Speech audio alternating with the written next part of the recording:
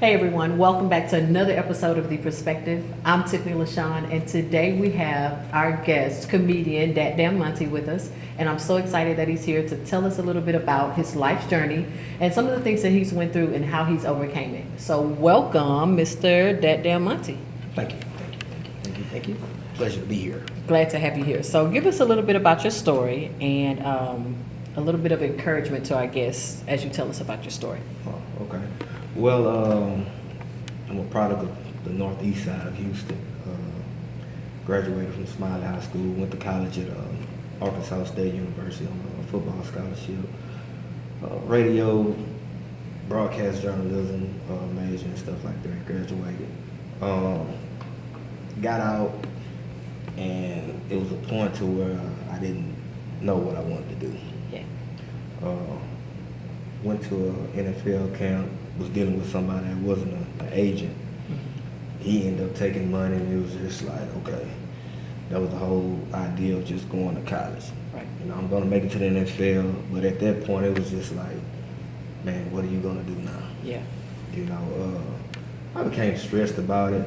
I had a partner of mine, he ended up going through the same thing, but he was just more of like on some suicidal stuff, and I was just like, bro, you know, we have a college degree coming from where we from. That was a challenging task to, Yeah. you know, are you going to graduate in high school? Yeah. You know, so after that, I became, I wouldn't say complacent, but it was like, what are you going to do? Yeah. And it was to the point to where, you know, nobody wasn't hiring. Around that time, everybody was getting college degrees, Yeah. and companies were like, okay, what do you have after that? Yeah. Okay, so do I go back to school and get a master's? So growing up where I was from, everybody sold drugs. Yeah. So I leaned towards that side for a while, and it became addicting. Wow. Yeah, it became addicting to fast money, partying and stuff like that. And in the midst of all that, I was still going to church. And I was still that image of, you know, oh, he graduated college and stuff like that, but I also had this side of, well, you know, I was respected in the streets. Mm-hmm. And so, continue to go on. I even tried rapping. Wow. That didn't work. Well, yeah. Everybody was rapping then. Yeah. I think it's because I seen a guy I went to school with. He was a drum major, and he was talking about killing people when he was rapping. So I was just like, okay, nobody's gonna believe you. Continue to deal around in the streets and stuff like that. So I ended up leaving one day, and my mama called me. She was like, "Get out the house right now." And I was just like, "I'm not there." And she was just like, "The jump out boys is getting ready to run in your house." And I was like, no. I'm like, how do you know? She was just like, because I'm sitting at the end of the street and they going in the house now. Wow. So the police ended up calling me, and it was just like, hey, you might as well come back. We seen you leave, just come on back. Yeah. They've already told us, everything. And I was just like, I don't know what you're talking about. I'm out of town on a church retreat. Yeah. And he was like, man, cut it out. He was like, but we'll catch you. Yeah. That day I was like, nah, I'm not gonna deal around anymore. So started working. I became a contractor at FedEx, Mm-hmm. and the money that I made there, well, from hustling, I ended up investing in a few trucks and stuff like that. And still was looking like, okay, what are you gonna do now? Yeah. What are you gonna do now? Mm-hmm. And so my best friend, DJ Young Sam, who's my manager right now, he was just like, man, doing all that, man, like you're funny. Yeah. And everybody told me, yeah, you was funny. But, Mm-hmm. that's from friends and stuff like that. Exactly. But, what about strangers? Yeah. And anywhere I would go and meet new people, whatever, I was always bringing laughter. So throughout this time, my father and I, we was having an inconsistent relationship that's been ever since I can remember. Yeah. And so it became to the point where I was like, okay, now I'm more leaning on a relationship with my father. Yeah. But at the end of the day, like I'm still remembering the times where he was, I'm on my way to come pick you up, and I'm at the door with my backpack waiting. Yeah. But my mama would never you know, tell me, he's this, he's that. And she was just like, it's okay, you know, mama gonna always be there. Right. You know, my grandmother was like, oh, don't trip. So during the course of this time, I'm like, man, okay, I'm still reaching out to him. We'll sit down, have a heart to heart. Yeah. Okay, yeah, we good, son. You know, we gonna, all right. Month later, Gone again. gone again. You know what I mean? The killing part about it, you know, he wasn't a bad dad or anything like that. Mhm. Chemical engineer and stuff like Yeah. this. So it was more the fact of his wife had a part in it. Right. You know, and so, and I always wondered, I was like, man, you know, and I used to ask my mom and my grandmother, I'm like, why does he doesn't, you know, he doesn't want to have a relationship with me? Yeah. Like, what, I'm not a bad kid. Right. You know, I went and got this degree and things of this sort, despite, you know, what I'm doing in the streets. Like, I wasn't flamboyant, so didn't nobody know. Right. You know, so, but I'm steady reaching for this relationship with my father. Mm-hmm. You know, it's cool. I'm like, all right, so I'm gonna continue doing, you know, what I need to do. So we started doing skits. Okay. You know, the skits, you know, they became powerful and stuff like that. So I was like, all right, you know what? I done mastered this. Okay, what could I do next? Yeah. You should try stand-up comedy. Yeah, I have a story to tell. Let's try that. So, in the midst of working and stuff like that, still being active in church, Mm-hmm. I end up writing down some stuff, some stories that I remember. I'm just writing. Mm-hmm. So by this time, I done filled up a full tablet. Filled out a full tablet. So they was doing open mics and stuff around Houston. So I'm Yeah. reaching out to people. Like, hey, you know, oh man, you have a tablet full of stuff that's number 5 minutes, and it might not be funny. Wow. I'm like, man, y'all don't know that. You know, reached out to Ali, and he's like, you from the North Side, man. Y'all don't do nothing but sell dope and hustle and steal from people. You know, I don't know. You know, he was doing open mic at the Horns. So I'm like, man, like, I'm telling him funny. Yeah. I don't know, man. So I'm like, okay, well, you know, I kind of got discouraged. Yeah. Then so, you know, with my team and stuff like that, it's just like, man, you know, well, we had money. Let's, you know, do the improv for you. That was like my 25th birthday or something like that. Mm-hmm. I was like, man, let's just do the improv. We can rent it out and we'll make our own money. I was just like, no, you know what? That may be a good idea, but like not for the first show. Right. So, TC Promotions, who was a pioneer that helped Swisher House get their start and things of that sort. Mhm. He was just like, man, you know, look, I believe in you. These people over here, T's Daiquiri, they say, you know what, you can have the whole club that night. Wow.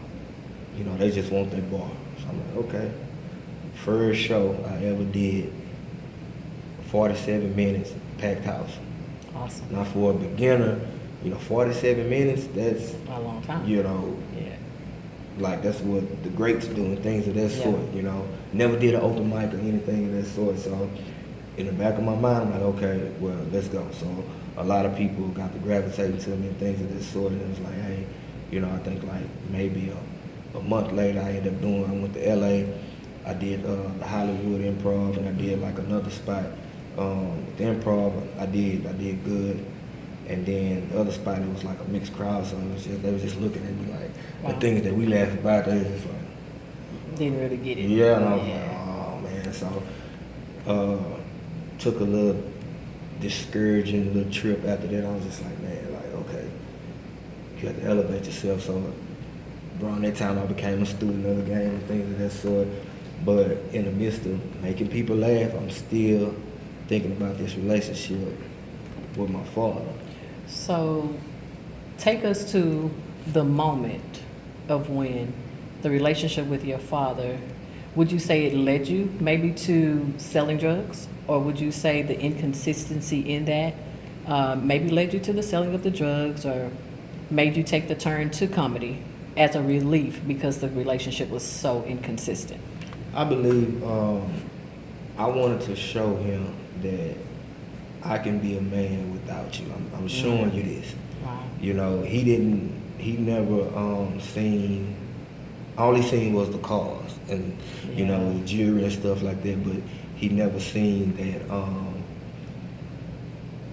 I was working or anything of that sort. Yeah. So around that time, he ended up coming to my grandmother's house one day. I never forget. And he came by to see my grandmother, and my mama was there as well. And she was getting ready to go to a concert. So I passed by and I seen his truck. So I turned around. Like I maybe had maybe about 10,000 on me. Mm-hmm. So I walked in the house. I seen him. I'm like, hey, what's going on, homie? And so he was like, oh, hey, what's going on? I was like, Mom, you get ready to go somewhere, huh? She was like, yeah, that's fine. Ah. Hey, here you go. Oh, Brandon, didn't you say something about you having something at church? Oh, well, I'm gonna be out of town, but here you go. You had to show him you were the man. I was like, all right. So he was just looking like, oh, okay. Because I remember before I had started hustling or whatever, I called, something happened to my truck. Mm-hmm. And I called and I said, hey, you know, this happened to my truck. You know, you think you'll be able to help me out or you can fix it or something like that. And he was like, yeah, you know, I'll do it. So it was a small thing, but I didn't have the money to do it. Right.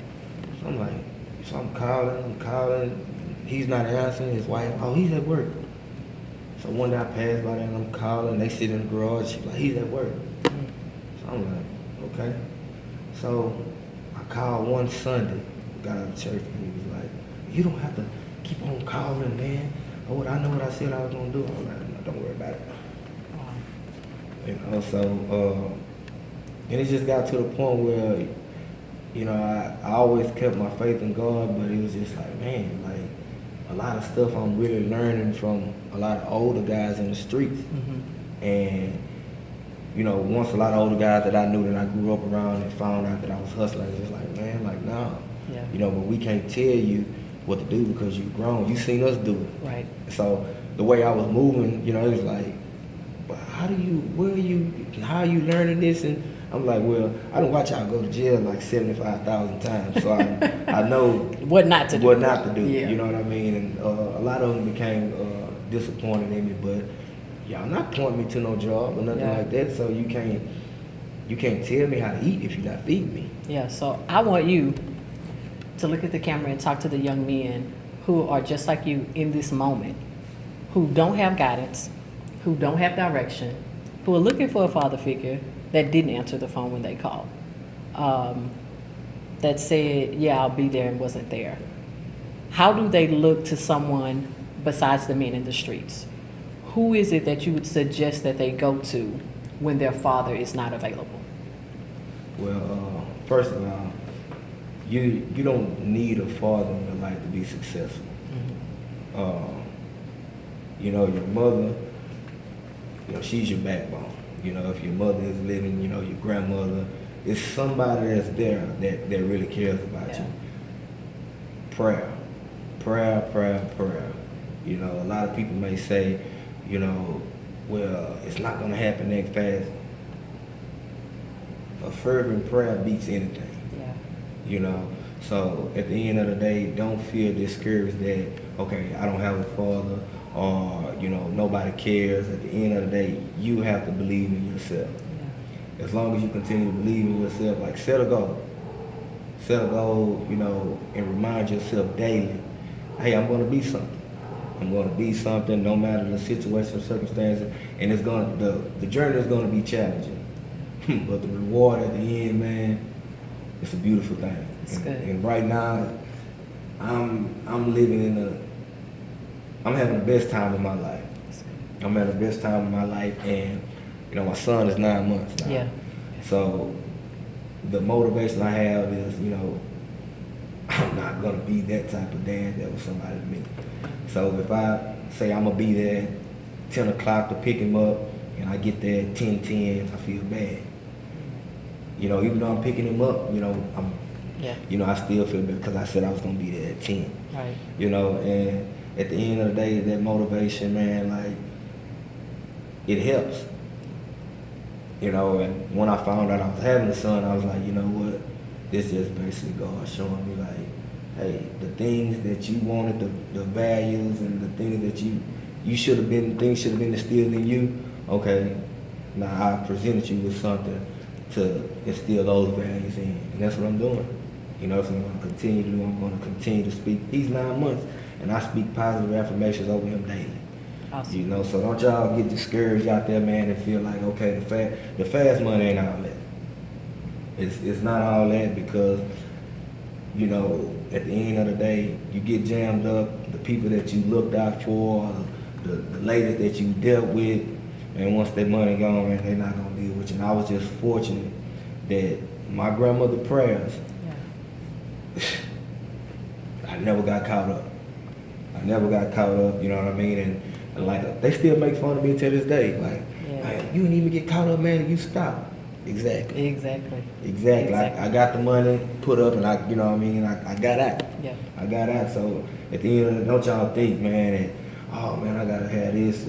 It's just temporary instruments, man, to just attract trouble.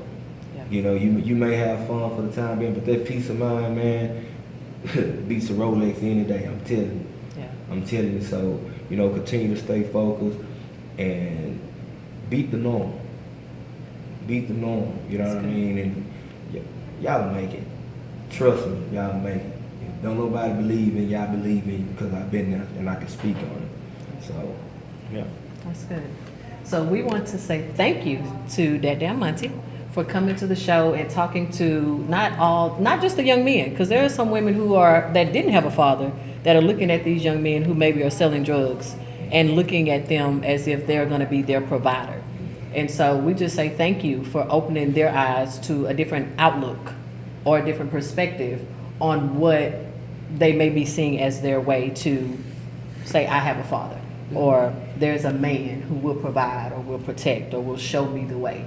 He's letting you know there's more than one way.